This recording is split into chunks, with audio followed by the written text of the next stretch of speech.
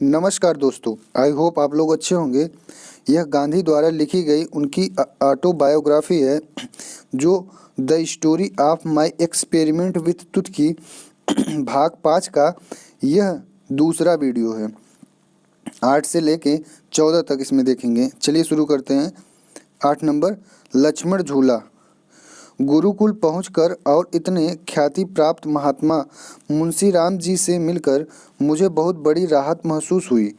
उसी समय मैंने गुरुकुल के शांत वातावरण और हरिद्वार के शोरगुल के अद्भुत अंतर देखा।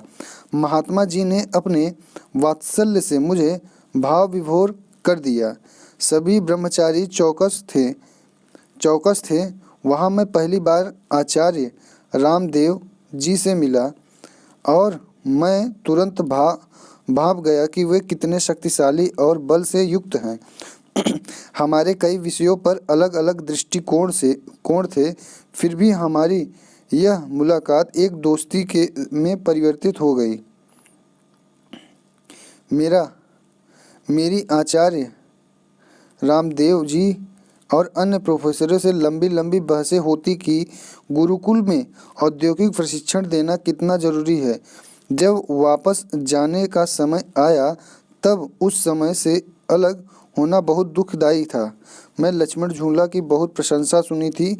गंगा नदी के ऊपर लटकता हुआ झूला पुल एक ऋषिकेश से कुछ दूरी पर था और मेरे अनेक दोस्तों ने जोर दिया था कि उस पुल तक जाए बिना हरिद्वार मत छोड़ना। मैं यह तीर्थयात्रा पैदल चलकर करना चाहता था, इसीलिए इसे मैंने 2 चरणों में किया। ऋषिकेश में मुझसे मिलने कई सन्यासी आए। उनमें से एक मेरी ओर विशेष रूप से आकर्षित हुआ। वहाँ मेरी फिनिक्स पार्टी साथ थी। उन्होंने स्वामी जी से उसके बारे में बहुत से प्रश्न पूछे। हमें धर्म संबंधित बातें की। उन्होंने देखा कि धर्म के विषय में मेरी अच्छी पकड़ है। उन्होंने मुझे केश विहीन सिर और बिना कुर्ते के देखा था, क्योंकि मैं तभी गंगा में स्नान करके वापस आया था। उन्हें मेरे सिर पर शिखा, चोटी और गले में पवित्र धागे यानी जनेऊ को न देख पाने पर बहुत दुख हुआ। मुझे देखकर दुख हुआ कि एक विश्वस्त हिंदू बिना किसी जनेऊ और शिखा के है। ये 2 चिन्ह हिंदुत्व के हैं और हर हिंदू को उन्हें रखना चाहिए। अब मैं उस इतिहास के बारे में बताता हूँ, कैसे मैंने इन दोनों चीज़ों को पहनना छोड़ा। जब मैं 10 वर्ष का बालक था, मैं ब्राह्मण के बच्चों को अपने जनेऊ यानी धागे में ढेर सारी चाबियां लटकते हुए देखता था तो मुझे बहुत ईर्ष्या होती थी। मेरी इच्छा होती थी कि मैं भी ऐसी ही करूं। काठियावाड़ में वैश्य परिवार में जनेऊ पहनने की प्रथा नहीं थी, लेकिन आजकल ऐसा आंदोलन शुरू हो गया था जिसमें 3 वर्णों को इसे पहनना अनिवार्य कर दिया था, जिसके कारण बहुत से गांधी परिवार के सदस्यों ने भी इसे धारण करना शुरू कर दिया था। एक ब्राह्मण जो हम 2 या 3 बच्चों को राम रक्षा पढ़ा रहे थे, उन्होंने हमें एक पवित्र धागा पहनने के लिए दिया, लेकिन उसमें चाबियां नहीं थी। यद्यपि मेरे पास इन चाबियों के होने का कोई औचित्य नहीं था। मैंने एक चाबी ली और जनेऊ पहनने लगा। बाद में जब धागा निकल गया, मैंने उस पर ज़्यादा ध्यान नहीं दिया, लेकिन मुझे यहाँ पता चला कि दूसरा धागा लेने मैं नहीं गया। जब मैं बड़ा हुआ, मैंने इसे पहनने के प्रयास दोनों जगह भारत और दक्षिण अफ्रीका में किए, लेकिन इसमें सफलता नहीं मिली। यदि शूद्र इसे नहीं पहनेंगे तो अन्य वर्णों को क्या अधिकार है कि वे इसे पहने। इसीलिए मैंने इसे पहनने का कोई विशेष प्रयोजन नहीं देखा और मेरे लिए यह व्यर्थ का रिवाज था। मुझे इसको पहनने में कोई एतराज़ नहीं था, लेकिन इसको पहनने का कारण भी नहीं था। एक वैष्णव की तरह मेरे गले में एक कंठी थी और शिखा को रखना बड़ों के लिए आवश्यक था। जिस शाम मैं लंदन के लिए रवाना हो रहा था, मैंने शिखा को हटा दिया था, क्योंकि मुंडन करवाने पर मेरा उपहास किया गया था और मुझे यह भी लगा कि अंग्रेज़ों को यह जंगलीपन लगेगा। वास्तव में यह कायरता वाला विचार मेरे साथ दक्षिण अफ्रीका तक गया और मैंने अपने रिश्ते में भाई छगन लाल गांधी, जिन्होंने शिखा रखी हुई थी, उन्हें अपनी शिखा काटने के लिए कहा। मुझे लगा कि यह मेरे सार्वजनिक कार्य में आड़े आएगी। उन्हें ऐसा करते हुए बहुत दुख हुआ, लेकिन मैंने फिर भी उनकी शिखा कटवा दी। मैंने इस पूरी घटना को स्वामी जी को बताया। तब स्वामी जी ने कहा, मैं इस पवित्र धागे को नहीं पहनूंगा, क्योंकि इसे पहनने की मैं कोई ज़रूरत नहीं समझता। जब असंख्य हिंदू इसके बिना रहते हैं, तब भी वे हिंदू ही रहते हैं। यही नहीं, धागे को एक अध्यात्म के पुनर्जनन या उत्थान की तरह देखना चाहिए। यदि अनुमान या कल्पना की जाए कि इसको धारण करने वाले उच्च और शुद्ध जीवन जीने की कोशिश करते हैं, तो मुझे संदेह है कि आज भारत में हिंदुत्व की जो स्थिति है, उसमें हिंदू इस व्यर्थ के साथ इसे पहनने का अधिकार खो देंगे। यह अधिकार उन्हें तभी होगा जब हिंदुत्व स्वयं को अस्पृश्यता से मुक्त कर लेगा और अपने बीच उच्चता और निम्नता के सभी अंतरों को खत्म कर देगा। हमारे बीच जो ढेर सारी बुराइयां हैं, उन्हें त्याग देगा। लेकिन मुझे लगता है कि मैं शिखा के सिवाय सुझाव के बारे में विचार कर सकता हूँ। मैं एक समय में चोटी या शिखा रखता था, लेकिन शर्मिंदगी के कारण मैंने इसे त्याग दिया।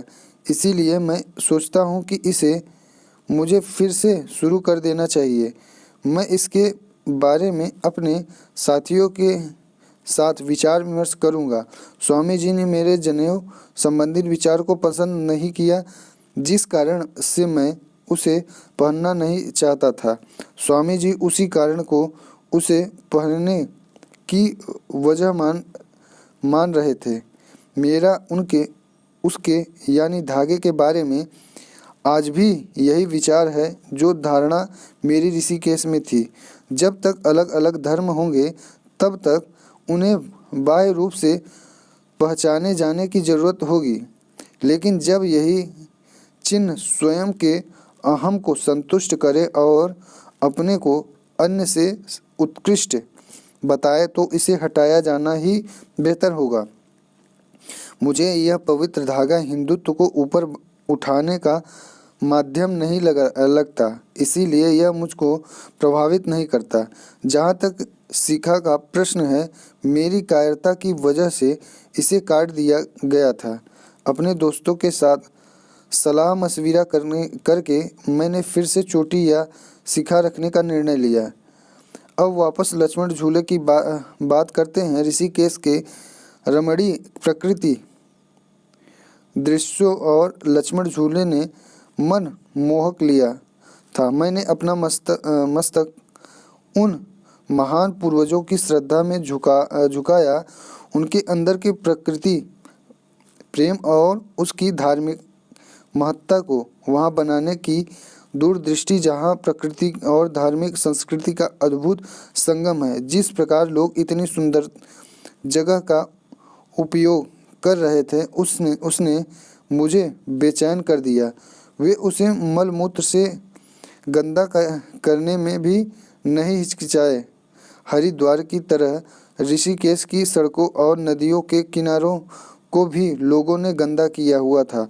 मुझे यह देखकर बहुत दुख हुआ कि लोग अपने नित्य कर्म भी नदी के किनारे कर रहे थे। जबकि उसके लिए वे सार्वजनिक जगह से थोड़ी दूर भी जा सकते थे। मैंने देखा लक्ष्मण झूला कुछ नहीं बल्कि एक लोहे का पुल था जो गंगा के दोनों किनारों पर लटका हुआ था।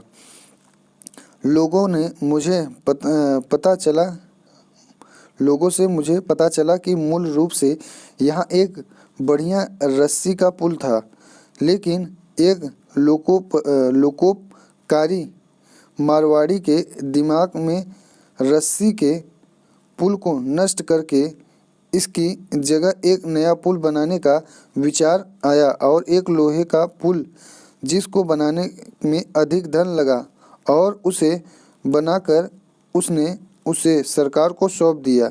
मैं रस्सी के पुल पर कुछ नहीं कह सकता क्योंकि मैंने उसे देखा नहीं था, लेकिन लोहे का पुल इतने सुंदर वातावरण में एकदम उसके अनुरूप नहीं लगता और वास्तव में अपने चारों तरफ के प्रकृति सौंदर्य को कम करता है।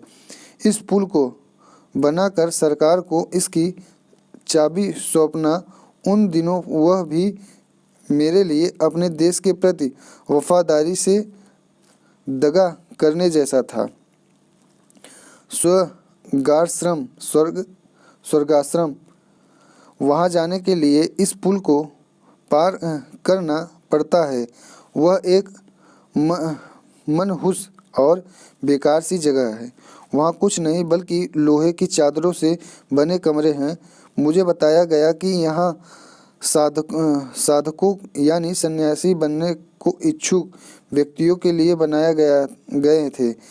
वहाँ अब शायद ही कोई रह रहा था और जो मुख्य भवन में रह रहे थे उनका मुझ पर कोई सकारात्मक प्रभाव नहीं पड़ा था, लेकिन हरिद्वार में मेरा अनुभव अमूल्य था। इसने मुझे एक निर्णय लेने में एक छोटी भूमिका निभाई कि मुझे कहाँ रहना और क्या करना था। 9 नंबर देखते हैं, आश्रम की स्थापना। कुंभ मेले में जाना यह हरिद्वार में मेरी दूसरी यात्रा थी। सत्याग्रह आश्रम की स्थापना 25 मई 1915 में की गई। श्रद्धानंद जी चाहते थे कि मैं हरिद्वार में रहूं। मेरे कलकत्ता के मित्रों ने वैद्यनाथ धाम की सलाह दी थी। अन्य ने बहुत जोर शोर से राजकोट को चुनने के लिए कहा था, लेकिन जब मैं अहमदाबाद से गुजर रहा था तब मेरे कई मित्रों ने वहीं बसने का सुझाव दिया और उन्होंने अपने खर्चे पर आश्रम ढूंढने का प्रस्ताव भी दिया। साथ ही हमारे लिए रहने का एक घर भी। मेरा अहमदाबाद के लिए पहले से ही झुकाव था। गुजराती होने के कारण मैंने सोचा कि मैं अपने देश की सेवा गुजराती भाषा के द्वारा ज़्यादा कर सकूंगा। और फिर अहमदाबाद प्राचीन हैंडलूम बुनाई का केंद्र रहा था, इसीलिए वह जगह हथकरघे को ग्रामोद्योग के रूप में विकसित करने के लिए सबसे उपयुक्त रहेगी। वहाँ इसकी भी उम्मीद थी कि यह शहर गुजरात की राजधानी होने के कारण यहाँ समृद्ध नागरिक ज़्यादा संख्या में उपलब्ध होंगे जिनसे आर्थिक मदद मिल सकेगी।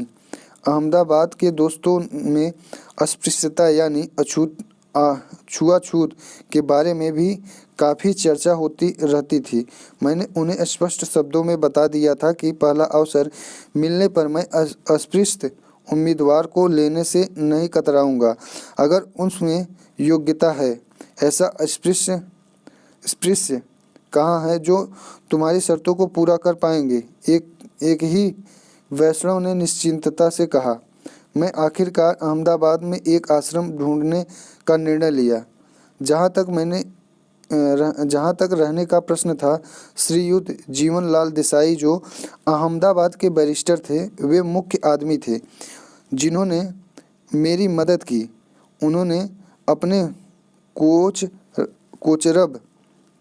कोचरब की बंगले को किराए पर देने का प्रस्ताव दिया। सबसे पहले हमें आश्रम का नाम तय करना था।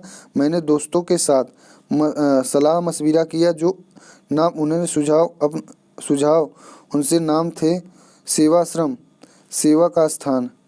दूसरा तापोवन, तप का स्थान। यदि मुझे सेवाश्रम नाम पसंद आया, लेकिन इसमें सेवा के प्रकार पर जोर नहीं था और तपोवन एक दिखाने वाली उपाधि लगी। और चूंकि तप हम सबको प्रिय था, इसीलिए तप वाले मनुष्य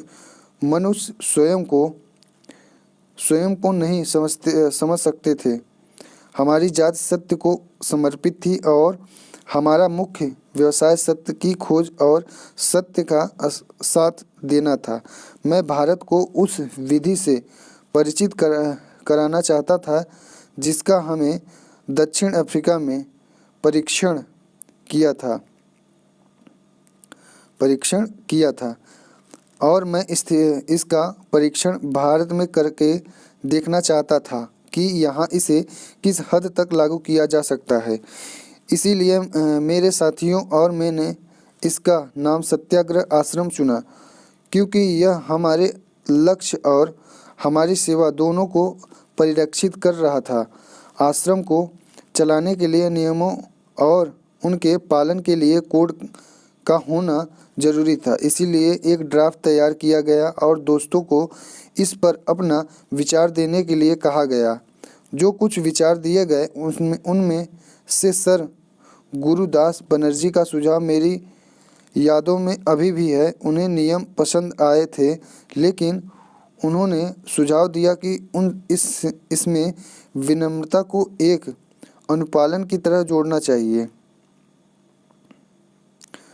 क्योंकि उनका विचार था कि युवा पीढ़ी में विनम्रता का अभाव था।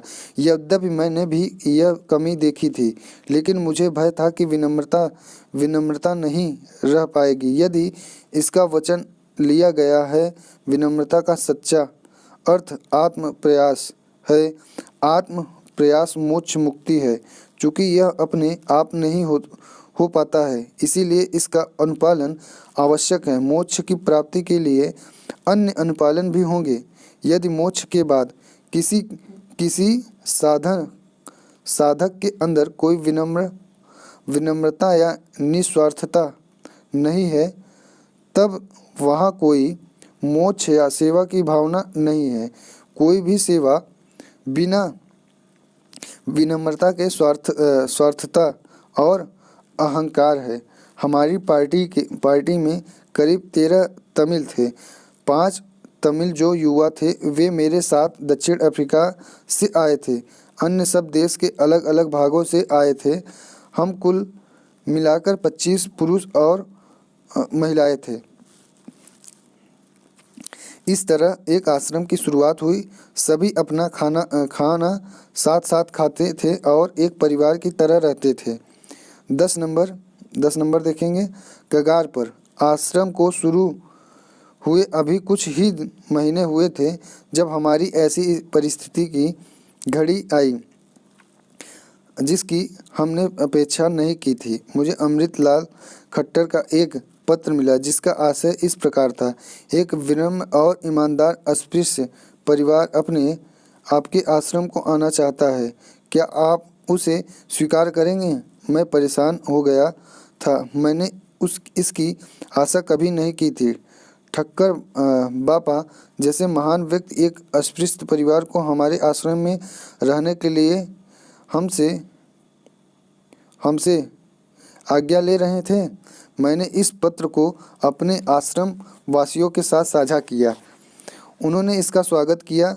मैंने अमृतलाल ठक्कर को अपनी सहमति देते हुए लिखा कि हम परिवार को रखने के लिए तैयार हैं, लेकिन एक निश्चित स्थिति में, यदि उसके सभी सदस्य आश्रम के नियमों का पालन करने के लिए तैयार हों। परिवार में दूदा भाई थे, उनकी पत्नी दानी बेन और उनके पुत्र लक्ष्मी थे जो उस समय एक गोद की बच्ची थी। दूदा भाई बम्बई के एक अध्यापक थे।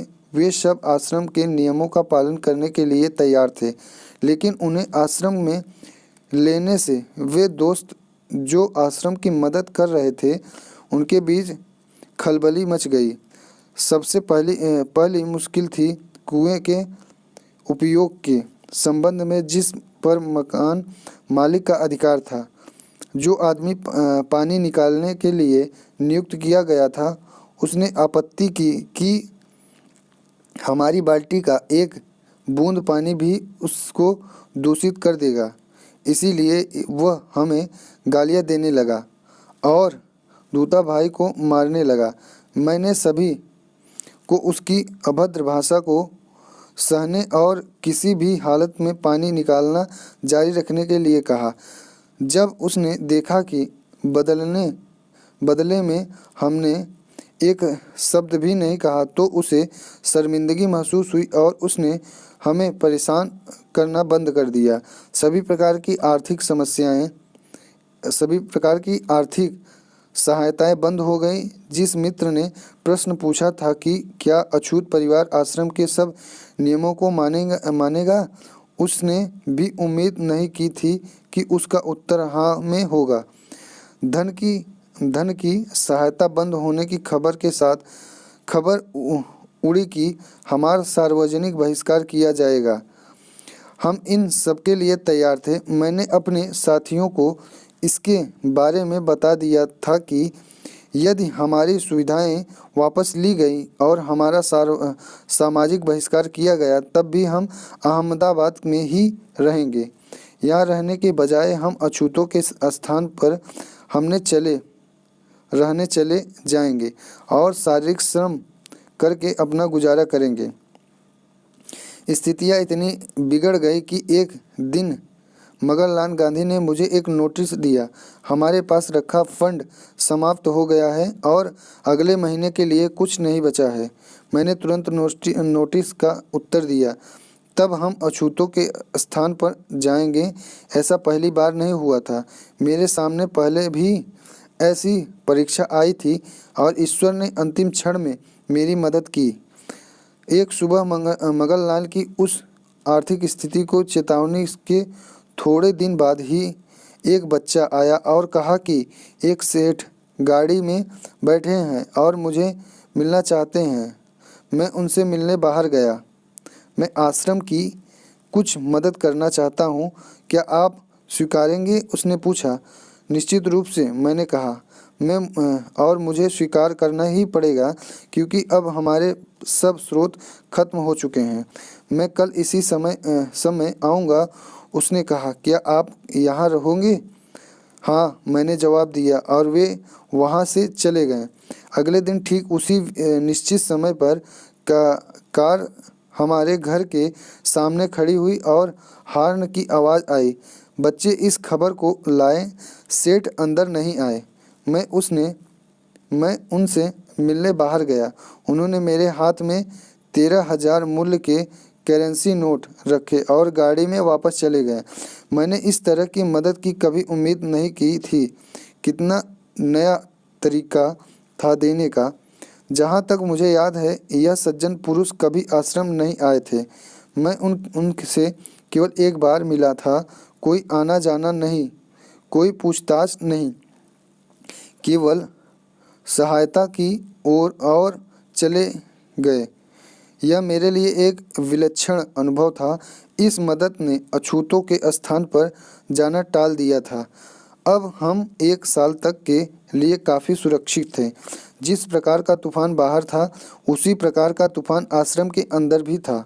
यद्यपि दक्षिण अफ्रीका में अछूत मित्र मेरे घर आते रहते और मेरे साथ खाते थे, मेरी पत्नी और अन्य महिलाओं को आश्रम में मेरे अछूत मित्रों का आना पसंद नहीं था। मेरी आँखों और कानों ने इस तरह की बेपरवाही देखी थी। उनकी दानी बेन के प्रति नापसंदगी भी मैंने देखी थी।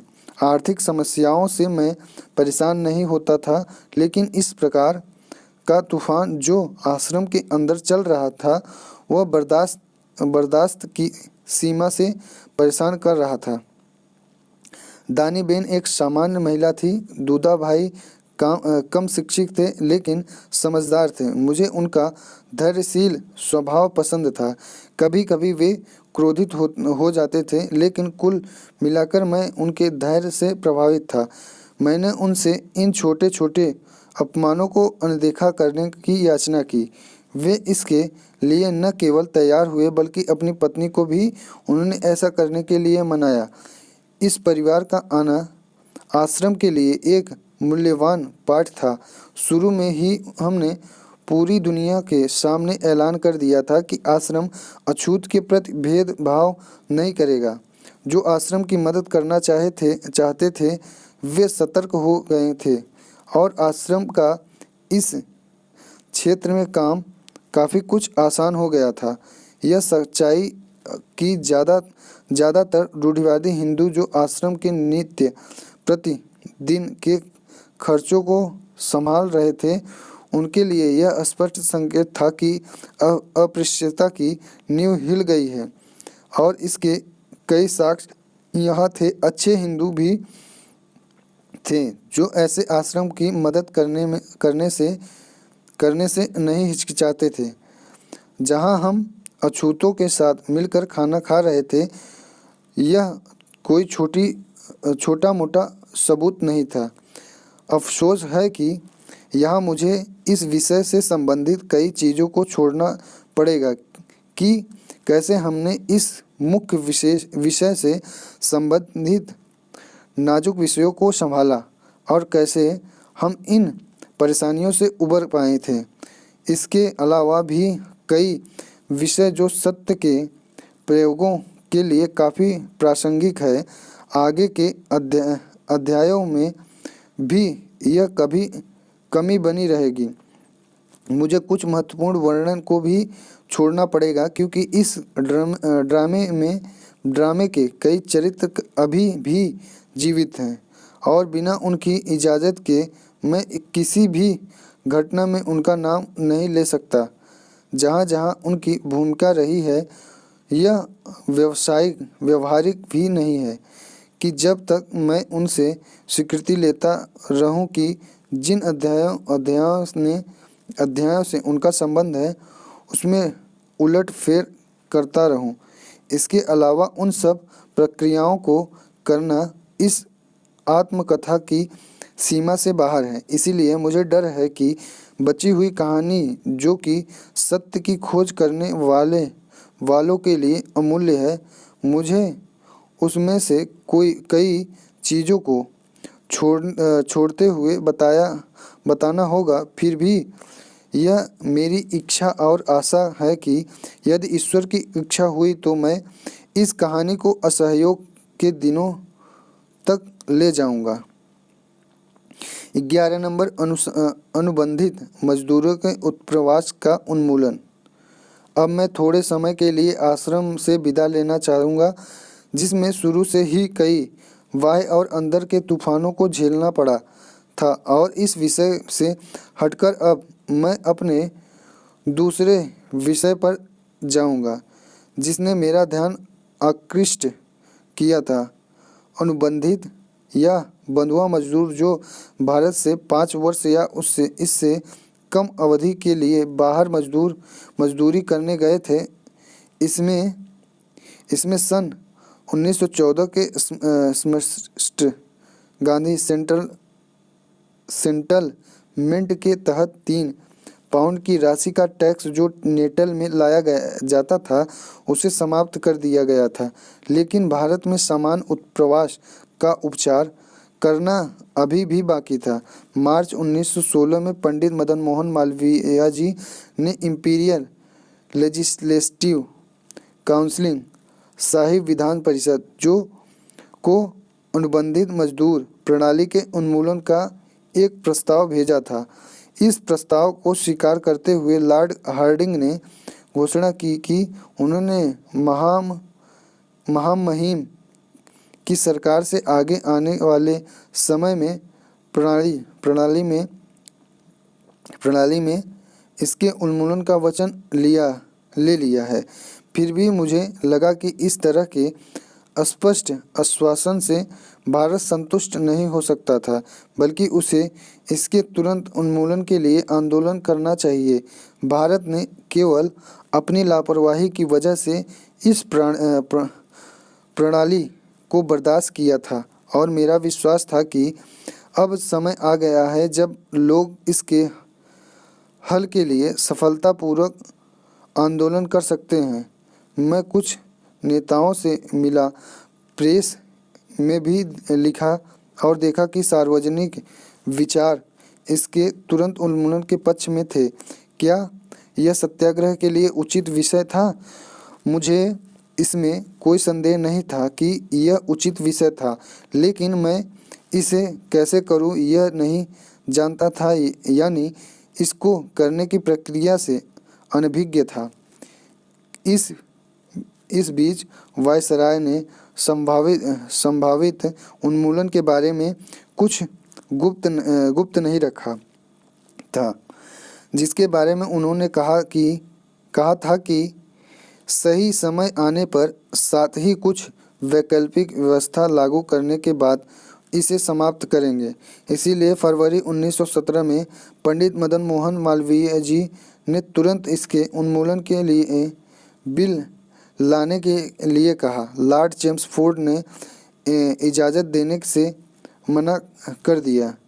अब मेरे पास पूरे भारत में घूमकर आंदोलन करवाने का अवसर आ गया था। आंदोलन शुरू करने से पहले मैंने वायसराय से मिलना उचित समझा, इसलिए मैंने उनसे मिलने का समय मांगा। वह मुझे तुरंत मिल गया। मिस्टर माफे, जो अब सर जॉन माफे हैं, वे उनके निजी सचिव थे। उनके साथ मेरी काफ़ी गहरे संबंध बन गए थे। मेरी लॉर्ड चेम्सफोर्ड के साथ संतोषप्रद बातें हुई। उन्होंने बिना निश्चित अवधि तय किए सहायता देने का आश्वासन दिया। मैंने अपनी यात्रा बम्बई से शुरू की। मिस्टर जहांगीर पेटिट ने इम्पीरियल सिटीजनशिप एसोसिएशन के सौजन्य से मीटिंग बुलाने का प्रबंधन किया। एसोसिएशन की कार्यकारी स्थिति पहले प्रस्ताव की तैयारी के लिए जो उन्हें मीटिंग के सामने रखनी थी, पहली बार मिली डॉक्टर स्टेनले रीड, जो अब सर हैं, वल्लभ भाई सामल दास, श्री नटराजन और मिस्टर पेटिट मीटिंग में उपस्थित थे। चर्चा का केंद्र और अवधि को तय करना था, जिसके अंदर ही सरकार को इस प्रणाली को खत्म करना था, तथा 3 प्रस्ताव तय किए गए थे। पहला, उन्मूलन जितना जल्दी हो सके। दूसरा, 31 जुलाई तक खत्म करना। तीसरा, तुरंत खत्म करना।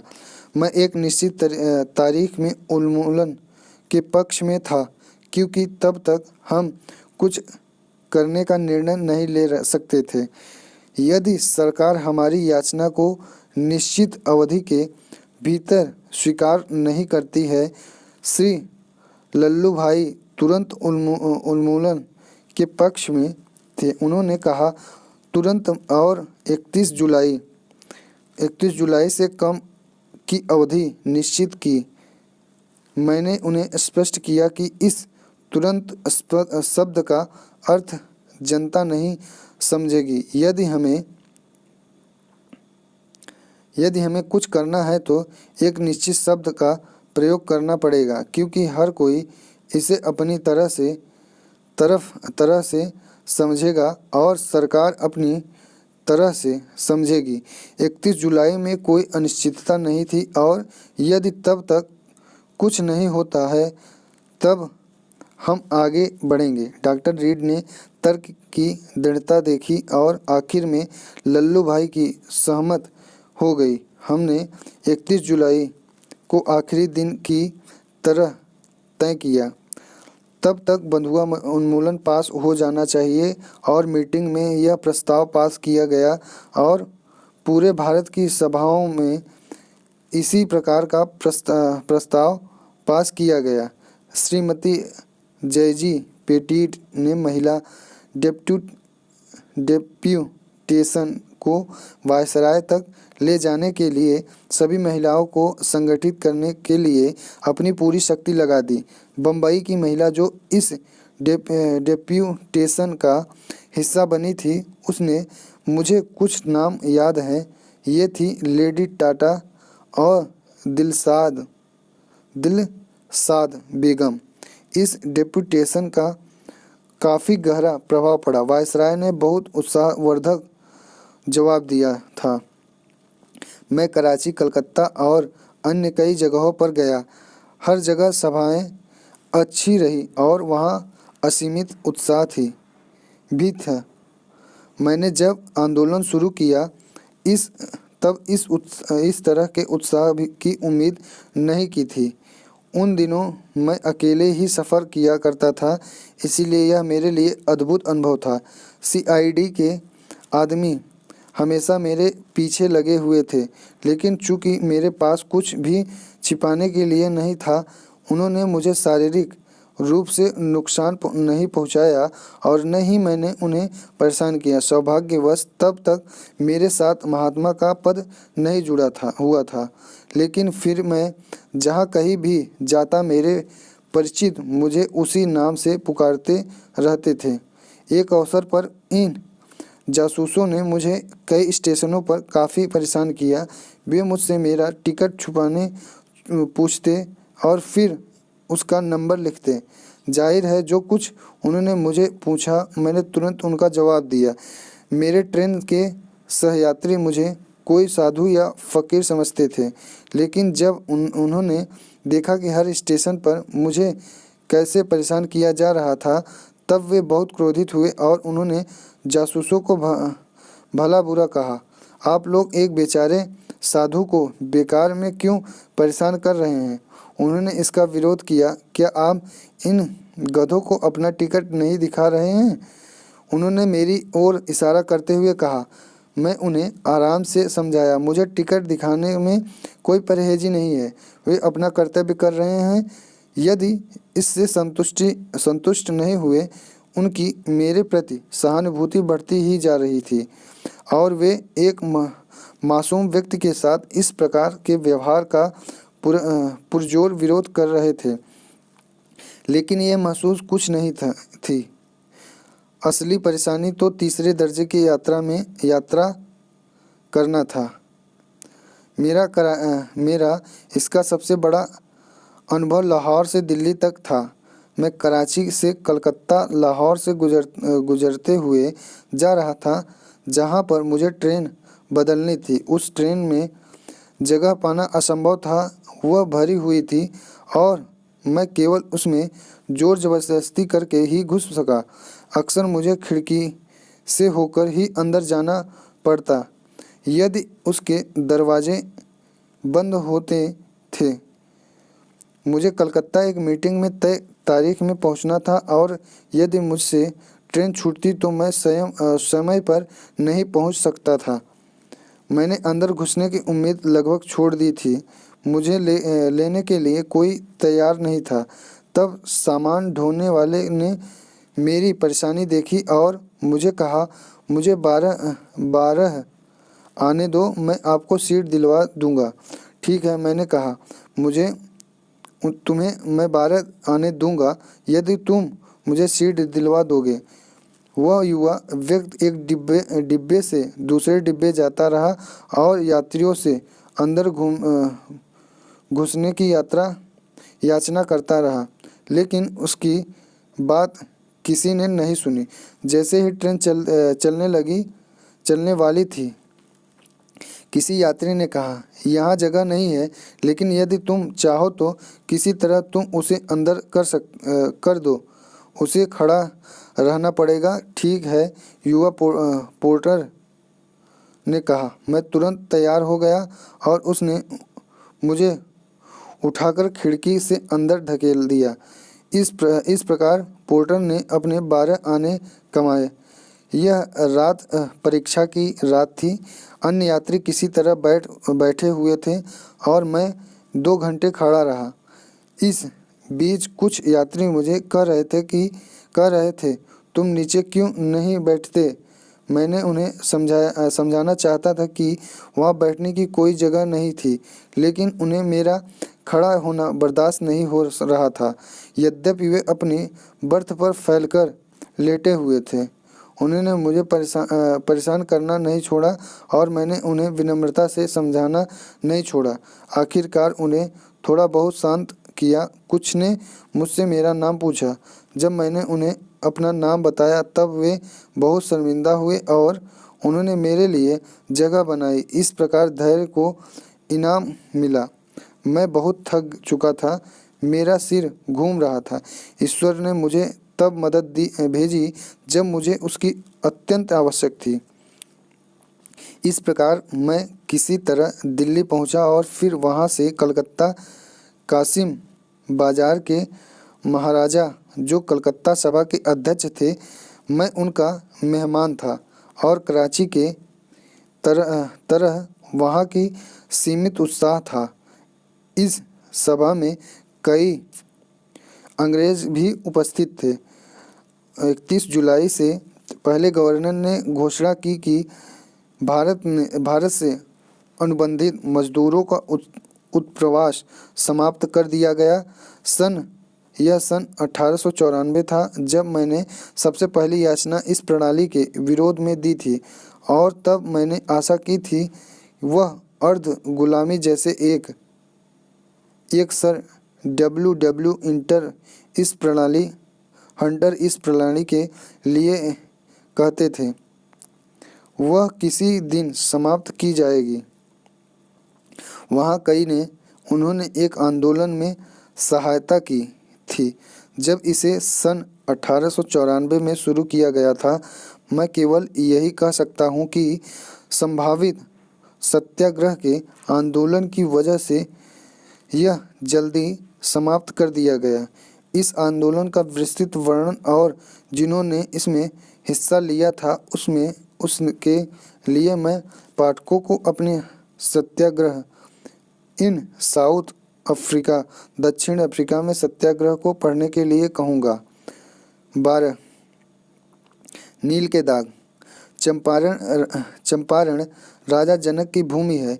जिस प्रकार यहाँ आम के ढेरों बागान थे, उसी प्रकार इस जगह में सन 1917 तक नील इंडिगो की खेती होती थी। चंपारण में रहने वालों को जमीन के 20 हिस्से में 3 हिस्से पर अपने जमींदार के लिए नील की खेती करना जरूरी था। यह वहाँ का कानून था, जहाँ इस प्रणाली को 3 कठिया प्रणाली कहा जाता था। 20 काठा में से 3 काठा में करीब 1 एकड़ 3 नील के पौधे को लगाना जरूरी था। मुझे यह स्वीकार करना पड़ेगा कि मुझे इस जगह का नाम तक पता नहीं था। चंपारण की भौगोलिक स्थिति की जानकारी होना तो दूर की बात थी और मुझे नील की खेती का भी ज्ञान नहीं था। कभी मैं सपने में भी नहीं सोचा था कि चंपारण में इसका उत्पादन और खेती करने से किसानों को कितना कठिनाइयों से गुजरना पड़ता था। राजकुमार शुक्ला उन किसानों में से एक थे जो इस कष्टदायक अनुभव से गुजर रहे थे और उनके अंदर एक जुनून था कि वे उन हजारों किसानों के नील के दागों को धो दें। किसान जो ऐसे कष्टों से गुजर रहे थे जिनमें वे स्वयं गुजर रहे थे। इस व्यक्ति ने लखनऊ में मुझे पकड़ लिया, जहां मैं सन 1916 के कांग्रेस सम्मेलन में किया था। वकील बाबू आपको हमारे कष्टों के बारे में बताएंगे, उसने मुझसे कहा और मुझे चंपारण चलने के लिए याचना की। वकील बाबू और कोई नहीं बल्कि बाबू ब्रज किशोर प्रसाद थे, जो चंपारण में मेरे सम्मानित सहयोगी बन गए थे और बिहार के सार्वजनिक कार्यों की आत्मा थे। राजकुमार शुक्ल उन्हें मेरे टेंट में लाए। उन्होंने काले रंग की ऊन से बनी अचकन और पैंट पहनी हुई थी। ब्रजकिशोर बाबू का मुझ पर कोई खास प्रभाव नहीं पड़ा। मुझे लगा कि वे एक साधारण वकील थे जो सीधे साधे किसानों का शोषण कर रहे थे। उनसे चंपारण के बारे में थोड़ा बहुत सुनने के बाद जैसे कि मेरी आदत थी, मैंने कहा, मैं अपना कोई विचार नहीं बता सकता जब तक कि मैं चंपारण के स्वयं कुछ न देखूं। क्या आप इसका प्रस्ताव कांग्रेस में देंगे? लेकिन अभी के लिए मुझे माफ़ करें। जाहिर है मैं राजकुमार शुक्ला कांग्रेस से सहायता चाहते थे। बाबू ब्रजकिशोर शुक्ला ने प्रस्ताव रखा। चंपारण के लोगों के साथ सहानुभूति रखते हुए प्रस्ताव को सार्वजनिक के पास कर दिया। राजकुमार शुक्ला खुश थे, लेकिन वे संतुष्ट नहीं थे। वे चाहते थे कि मैं उनके साथ निजी तौर पर चलूं और वहां पर किराए के किसानों के कष्टों को खुद देखूं। मैंने उनको कहा कि अपनी उस यात्रा में मैं चंपारण को भी शामिल करूंगा, जिसका कार्यक्रम मैं 1-2 दिन में तैयार कर लूँगा। इसके लिए 1 दिन काफ़ी रहेगा। उन्होंने कहा, और तभी आप सब कुछ समझ जाएंगे। लखनऊ से मैं कानपुर गया। राजकुमार वहाँ भी मेरे पीछे पीछे आए। यहाँ से चंपारण काफ़ी पास है, कृपा करके 1 दिन दीजिए।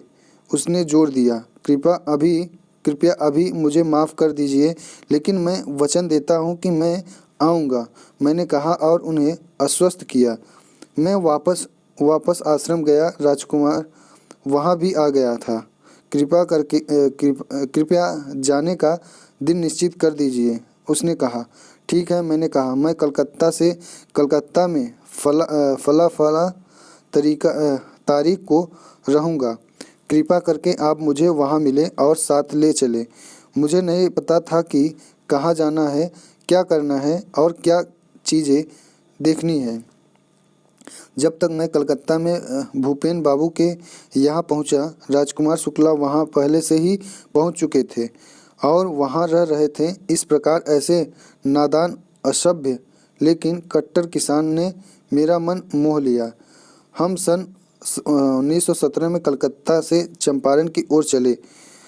हम एक देहाती साथी लग रहे थे। मुझे ट्रेन का भी पता नहीं था। वह मुझे उसमें ले गया और हमने एक साथ यात्रा की और सुबह पटना पहुंच गए। यह मेरी पटना की पहली यात्रा थी। वहाँ मेरा कोई साथी या जानकार नहीं था जिसके साथ मैं रहता। मुझे लगा था कि राजकुमार शुक्ल चाहे सीधा साधा किसान था, लेकिन उसका पटना में जरूर कोई प्रभाव होगा। यात्रा के दौरान मुझे थोड़ा बहुत उसे जानने का मौका मिला था और पटना पहुंचकर मेरा संदेह दूर हो गया। वह वाकई बहुत मासूम था। उन वकीलों जिनको उसने अपना दोस्त समझा था, उसके लिए वह एक नौकर की तरह था।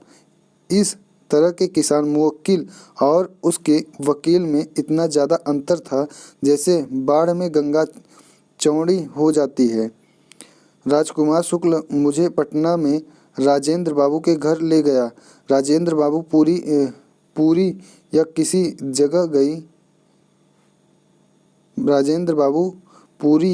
जगह गए थे। मुझे याद नहीं कहाँ गए थे। वहाँ 2-3 नौकर थे जिन्होंने हमारी परवाह नहीं की। मेरे पास खाने के लिए कुछ सामान था। मुझे खजूर चाहिए था जो वह बाजार से ले आया। बिहार में बहुत कड़ाई से छुआछूत माना जाता था। मैं कुएं में पानी नहीं ले सकता था, लेकिन कहीं मेरी बाल्टी से उसकी एक बूंद भी उन पर न गिर जाए। नौकरों को पता नहीं था कि मेरी जात क्या थी। राजकुमार ने मुझे अंदर के शौचालय में जाने का इशारा किया। तभी तभी नौकर ने तुरंत बाहर का शौचालय दिखा दिया। यह देखकर मुझे ज़्यादा आश्चर्य या धक्का नहीं लगा, क्योंकि इन सब से मैं गुजर चुका था। नौकर केवल अपना कर्तव्य निभा रहे थे। उन्हें लगा राजेंद्र बाबू भी उनसे वैसा ही करवाना चाहेंगे। इस तरह के विनीत अनुभव ने मेरा सम्मान राजकुमार के प्रति और बढ़ा दिया। इससे मैं उसे और अच्छी तरह से जान सका। मैंने देखा राजकुमार शुक्ला मेरा मार्गदर्शन नहीं कर सकता था। अब डोर मुझे अपने हाथ में लेनी होगी। 13 नंबर बिहारी सज्जन। मैं मजहबुल हक को लंदन से जानता था, जब वे वहाँ बार की पढ़ाई कर रहे थे, और फिर मैं सन 1915 में बम्बई कांग्रेस में उनसे मिला था। उस समय वे मुस्लिम लीग के अध्यक्ष थे। वहाँ उन्होंने अपनी जान पहचान को ताज़ा किया और मुझे जब कभी भी मैं पटना जाऊँ तो उनके पास ज़रूर रहूँ, इसका आमंत्रण दिया था। मुझे उनका आमंत्रण याद आया और मैंने उन्हें अपनी यात्रा का मकसद बताते हुए एक नोट भेजा। वे तुरंत अपनी गाड़ी से आए और मुझे अपने आतिथ्य को स्वीकारने के लिए जोर दिया। मैंने उन्हें धन्यवाद दिया और उनसे निवेदन किया कि वे मेरे लक्ष्य तक पहुंचाने के लिए मुझे पहली उपलब्ध ट्रेन के बारे में बताएं। रेलवे का गाइड मेरा मार्गदर्शन करने के लिए एकदम बेकार था, क्योंकि वह भी मेरी तरह अनजान था। उन्होंने राजकुमार शुक्ल से बात की और सुझाव दिया कि मुझे मुजफ्फरपुर जाना चाहिए। वहाँ उस जगह के लिए उसी शाम ट्रेन जा रही थी। उन्होंने मुझे उसी से भिजवाया। प्रिंसिपल कृपाली उस समय मुजफ्फरपुर में थे। मैं उन्हें अपने हैदराबाद के दिनों से जानता था। डॉक्टर चोईथ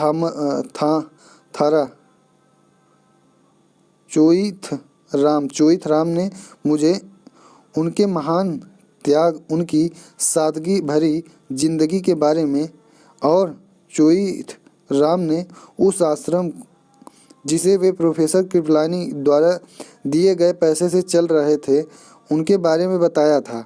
वे वहाँ मुजफ्फरपुर के सरकारी कॉलेज के प्रोफेसर हुआ करते थे। जब मैं वहाँ पहुँचा, उन्हीं दिनों उन्होंने अपने पद से त्यागपत्र दिया था। मैंने उन्हें अपने आने का तार भेजा था। वे मुझे स्टेशन पर मिले। साथ में उनके छात्रों की भीड़ थी।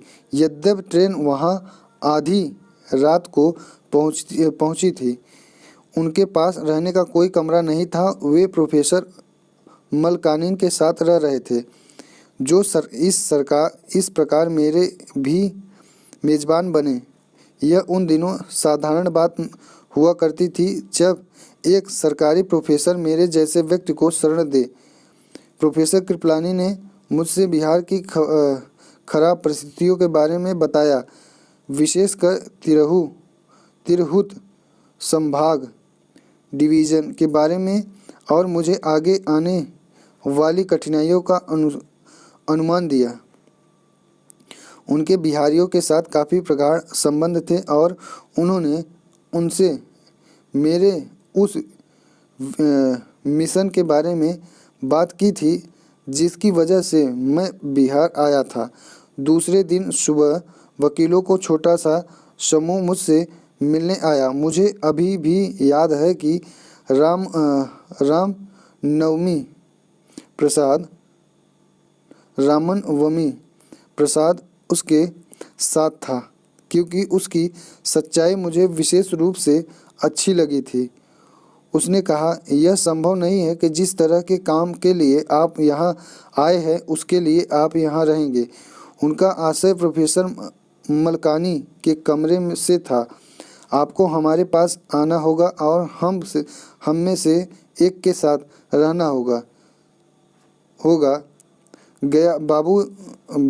गया बाबू यहाँ के जाने माने वकील हैं। मुझे स्वीकार करना पड़ेगा कि हम सब यहाँ सरकार से बहुत डरते हैं, लेकिन हमसे जितना हो सकेगा उतनी सहायता हम आपकी करेंगे। राजकुमार शुक्ल ने जो कुछ आपको बताया है वह सब सच है।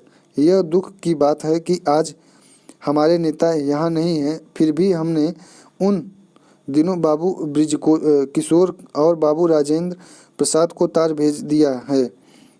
मुझे उम्मीद है कि थोड़ी ही देर में वे यहाँ होंगे और यकीन है कि वे आपको सब तरह की सूचना दे देंगे जो आप चाहते हैं, जिससे आपको समझने में मदद मिलेगी। कृपा करके आप गया बाबू के घर चले। यह ऐसा अनुरोध था जिसमें मैं अनदेखा नहीं कर सकता था। मैं उन्हें समर्पित नहीं करना चाहता था, लेकिन उन्हें मुझे निश्चिंत कर दिया, इसीलिए मैं उसके साथ रहने चला गया। उन्होंने और उनके आदमियों ने मुझे बहुत स्नेह दिया। ब्रज किशोर बाबू दरभंगा से आए और राजेंद्र बाबू पुरी से। ब्रज किशोर बाबू ने ब्रज किशोर नहीं थे, जिनसे मैं लखनऊ में मिला था। इस बार उन्होंने अपनी विनम्रता, सादगी, अच्छाई और साधारण विश्वास से, जो कि बिहारियों की ख्याति है, उससे मुझे प्रभावित कर दिया था और यह देखकर मेरा हृदय बहुत प्रसन्न था।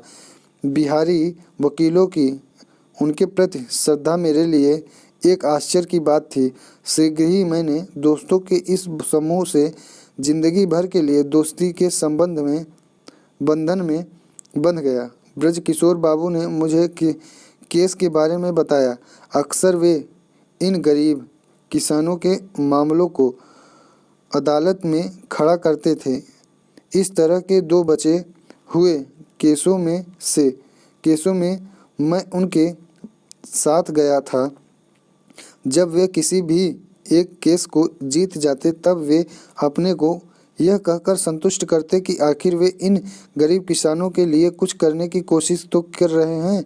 ऐसा नहीं था कि वे इनमें कुछ शुल्क नहीं लेते थे, लेकिन वकीलों का यह मानना था कि अगर वे फीस नहीं लेंगे तो उनके पास अपने घर के पालन पोषण के लिए कुछ नहीं रहेगा और वे गरीब लोगों की मदद नहीं कर सकेंगे। जिस प्रकार का शुल्क वे ले रहे थे और बैरिस्टर की फीस बंगाल और बिहार में क्या थी, उसे सुनकर मैं चौंक गया। हमने 10,000 रुपये फला को दिए। मुझे बताया गया किसी भी मामले में शुल्क 4 अंकों से कम नहीं था। दोस्तों ने मेरी सहानुभूति वाली सोच को सुना और मुझे गलत नहीं समझा। इन केसों का अध्ययन करके मैंने कहा, मैं इस निर्णय पर पहुंचा हूं कि हमें अदालत जाना बंद कर देना चाहिए। ऐसे मामलों को कोर्ट ले जाने से कोई भलाई नहीं होगा। जहां पर किसानों को इतना दबाया और डराया जाता है, वहाँ कानून की अदालत किसी काम की नहीं है। असलियत राहत तो उनके लिए यह होगी कि उन्हें इस डर से आज़ाद दिलाएं। हम हाथ पर हाथ रखकर तब तक बैठे नहीं रह सकते जब तक बिहार से तिनकठिया को बाहर उखाड़ कर न फेंक लें। मुझे लगा था कि यहाँ 2 दिन काफ़ी होंगे, लेकिन अब मुझे एहसास हुआ कि इस काम में 2 वर्ष भी लग सकते हैं। यदि ज़रूरत पड़ी तो मैं यहाँ समय देने के लिए तैयार हूँ। अब मैं इस जगह को समझ गया हूँ, लेकिन मैं आपकी मदद चाहता हूँ। मैं ब्रज किशोर बाबू को साधारण रूप से शांत दिमाग का पाया। हम जो कुछ सहायता दे सकते हैं हम देंगे, उन्होंने गंभीरता से कहा। लेकिन हमें बताइए कि हमसे आपको किस प्रकार की सहायता की ज़रूरत होगी। इस तरह हम मध्य रात्रि तक बातें करते रहें। हमें आपके कानूनी ज्ञान की बहुत कम ज़रूरत पड़ेगी। मैंने कहा, मुझे क्लर्कों और अर्थ बताने वालों की ज़रूरत होगी जो हो सकता है हमें गिरफ्तार किए जाएं, लेकिन जितना खतरा आप मोल ले सकते हैं। मैं चाहता हूं कि आप वहीं तक साथ दें। आपको स्वयं क्लर्कों वाला काम करना पड़ सकता है और आप अपना पेशा भी अनिश्चित काल के लिए छोड़ना पड़ सकता है। यह कोई छोटी बात नहीं है। मुझे यहाँ की स्थानीय भाषा हिंदी समझने में मुश्किल होती है और मैं हिंदी, कैथी या उर्दू भाषाओं में लिखे कागजात पढ़ नहीं सकता। इसीलिए मैं चाहता हूँ कि आप उनका अनुवाद मेरे लिए करें। हम इस काम के लिए पैसे देने की अवस्था में नहीं हैं। इसे केवल प्रेम और सेवा के भाव से किया जाना चाहिए। ब्रजकिशोर बाबू तुरंत इसे समझ गए। उन्होंने और उनके साथियों ने बारी-बारी इसे कई प्रश्न पूछे। वे जानना चाहते थे कि जो कुछ मैंने कहा उसका परिणाम क्या होगा और उनमें से कितनों की ज़रूरत होगी। क्या वे बारी-बारी से अपनी सेवा दे सकते हैं, आदि आदि। फिर उन्होंने वकीलों से उनके बलिदान की क्षमता के बारे में पूछा। आखिर में उन्होंने मुझे आश्वासन दिया, हम में से इतने जो कुछ आप कहेंगे उसे करेंगे। हम में बहुत से आपके साथ तब तक रहेंगे जब तक आपको हमारी आवश्यकता होगी। जेल जाने का विचार हमारे लिए नया है। हम अपने आप को इसके लिए तैयार करने की कोशिश करेंगे। 14 नंबर देखेंगे, अहिंसा के साथ आमना सामना। मेरा ध्येय था चंपारण के किसानों की स्थिति के बारे में जानना और उनकी नील की खेती के विरोध में अपनी परेशानियों को समझना। इस लक्ष्य के लिए जरूरी था कि मैं उन हजारों किसानों से मिलूं, लेकिन इसको करने से पहले मैं खेती करवाने वालों का पक्ष और उस डिवीज़न के कमिश्नर से मिलना चाहता था। मैंने दोनों से मिलने की अनुमति प्राप्त कर ली। प्लांटर एसोसिएशन बागान मालिकों का संगठन के सचिव ने मुझे सीधे शब्दों में कहा कि मैं एक बाहर का आदमी हूं और मेरा कोई मतलब नहीं था बागान मालिकों और उनके किसानों के मामलों में दखल देने का। मैं इसे लिखकर दे सकता हूं। मैंने विनम्रता से उसे कहा कि मैं अपने आप को बाहर वाला नहीं समझता हूं और मुझे किसानों के अधिकारों के बारे में जानने का अधिकार है। यदि वे मुझसे ऐसा करवाना चाहते हैं। कमिश्नर जिससे मैं मिला उसने मुझे धमकाने की कोशिश की और कहा कि इसी वक्त मैं तिरहुत से निकल जाऊं। मैंने अपने सहयोगियों को यह सब बताया और कहा कि ऐसे प्रतीत होता है कि सरकार मुझे आगे बढ़ने से रोकेगी और मैं अपनी उम्मीद से पहले ही जेल जा सकता हूं। यदि मुझे गिरफ्तार किया जाना है तो मुझे मोतिहारी या यदि संभव हो तो बेतिया में गिरफ्तार होना चाहिए। यदि यह सुझाव सही था, इसीलिए मुझे जल्दी से जल्दी इनमें से एक जगह जाना था। चंपारण तिरहुत संभाग डिवीज़न का जिला और मोतिहारी इसका मुख्यालय है। राजकुमार शुक्ला बेतिया के पास रहते थे और कोठीस अपने आसपास के इलाकों में सबसे ज़्यादा गरीब जिला था। राजकुमार शुक्ला चाहते थे कि मैं उन किसानों से मिलूं और मैं स्वयं भी उनसे मिलने के लिए उत्सुक था।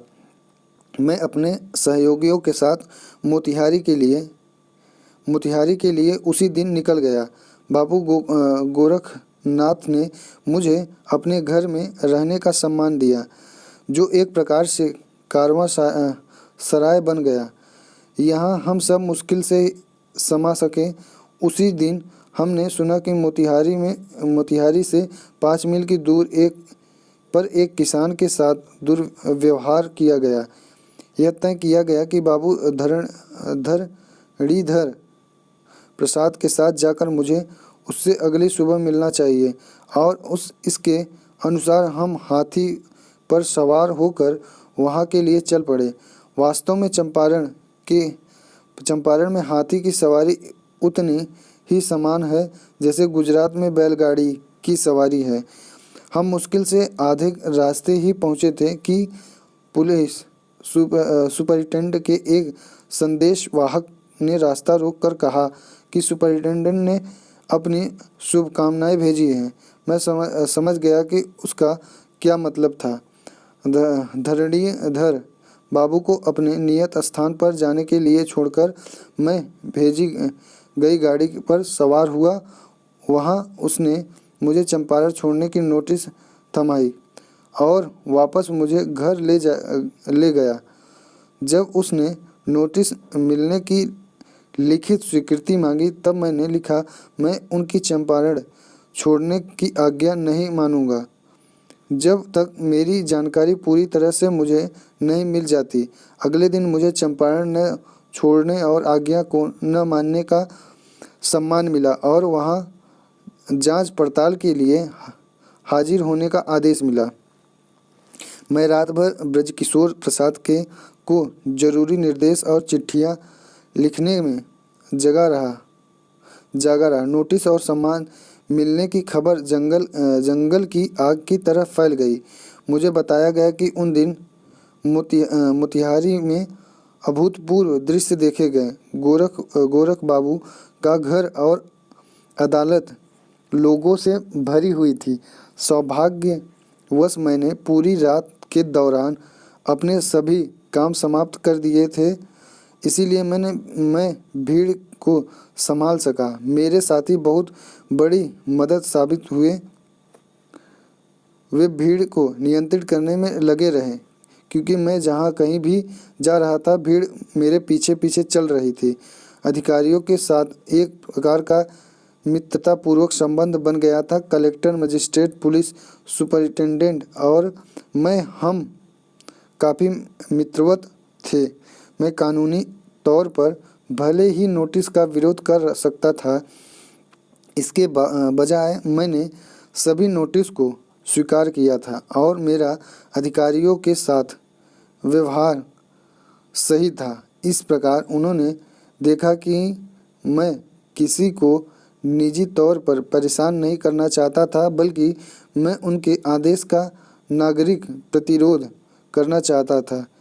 इसने उन्हें निश्चिंत कर दिया और मुझे परेशान करने के बजाय उन्होंने मुझे और मेरे सहयोगियों की भीड़ को नियंत्रण में मदद की। लेकिन इस प्रत्यक्ष प्रमाण को देखकर उनके छक्के छूट गए। कुछ देर के लिए लोगों को गिरफ्तार होने का डर खत्म हो गया था और वे उस प्रेम के आगे झुक गए थे जो उनके नए दोस्त ने प्रदर्शित किया था। ये बातें ध्यान देने योग्य है कि मुझे चंपारण में कोई नहीं जानता था। सभी किसान बहुत मासूम और नादान थे।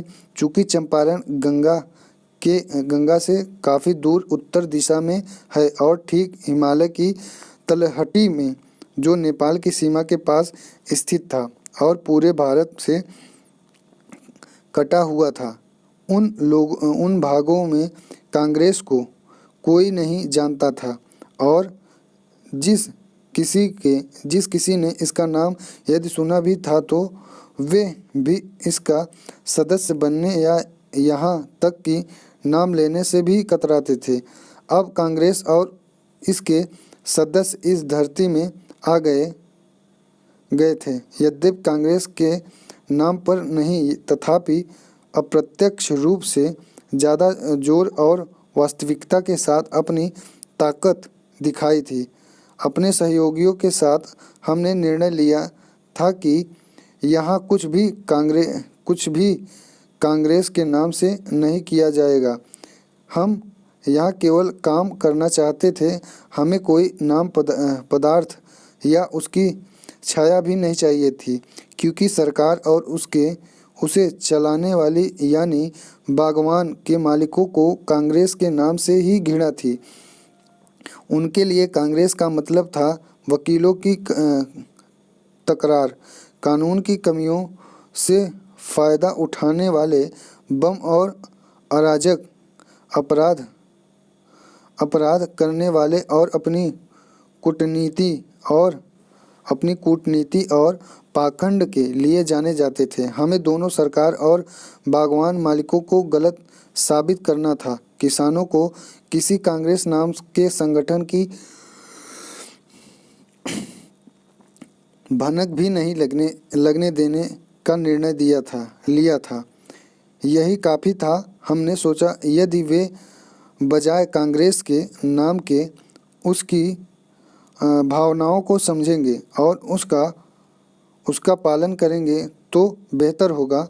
वहाँ खुलेआम या गुप्त रूप से किसी प्रतिनिधि को नहीं भेजा गया था जो कांग्रेस की ओर से हमारे आने की भूमिका को तैयार करे। राजकुमार शुक्ल इस स्थिति में नहीं था कि वह हजारों किसानों तक पहुंच सके। उनके बीच राजनीतिक रूप से कोई काम नहीं किया गया था। चंपारण से बाहर उन्हें किसी दुनिया का ज्ञान नहीं था। फिर भी उन्होंने मेरा स्वागत ऐसे किया जैसे हम पुराने मित्र थे। यह कहना कोई अतिशयोक्ति नहीं थी, लेकिन